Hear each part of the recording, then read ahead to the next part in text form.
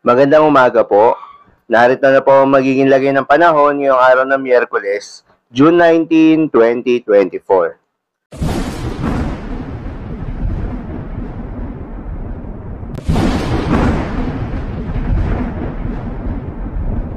Sa kasalukuyan na tayo sa pag-asa, southwest monsoon o hanging habagat pa rin ang patuloy na nakakaapekto sa may western section ng Southern Luzon at Visayas. Dahil dito, asahan pa rin yung maulap na kalangitan na may kalat-kalat na mga pagulan at pagkidlat pagkulog. Habang sa nalalabing bahagi ng ating bansa, asahan naman yung bahagyang maulap hanggang sa maulap na papawirin na may kalat-kalat na mga pagulan o pagkidlat pagkulog. Dulot naman yan ng mga localized thunderstorms.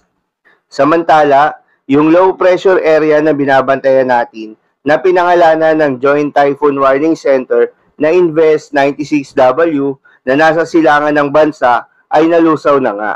Ngunit hindi pa rin inaalis ang tsansang maging ganap na low pressure area ulit ito sa mga susunod na araw dahil hahatakin nito ang habagat. Asahan pa rin ang mga pag-ulan sa mga susunod na araw dahil sa paglakas ng habagat at paglapit ng remnants ng low pressure area sa kalupaan. Para naman sa lagay ng panahon ngayong araw ng Miyerkules dito sa Luzon, asahan pa rin sa malaking bahagi ng Luzon ang madalas na maaraw sa umaga hanggang sa tanghali o bahagyang maulap na kalangitan. Ngunit pagsapit ng hapon hanggang sa gabi, asahan ng makulimlim na kalangitan na may mataas na tsansa ng mga kalat-kalat na mga pagulan o pagkidlat pagkulog, lalo na sa may western side ng Luzon. Habang sa bahagi ng Palawan, asahan ng mas maulan at mas maulan pa pagsapit ng hapon hanggang sa gabi.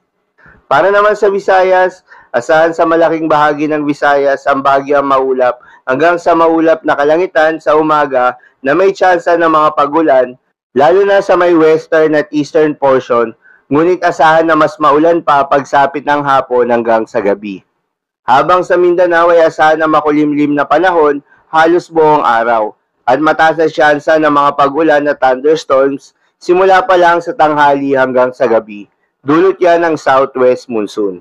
Madalas nabobuo ang mga thunderstorms sa ito tuwing hapon o gabi na maaaring magtagal ng 1 hanggang 2 oras. Ingat sa mga posibleng pagbaha o pagguho ng lupa during severe thunderstorms.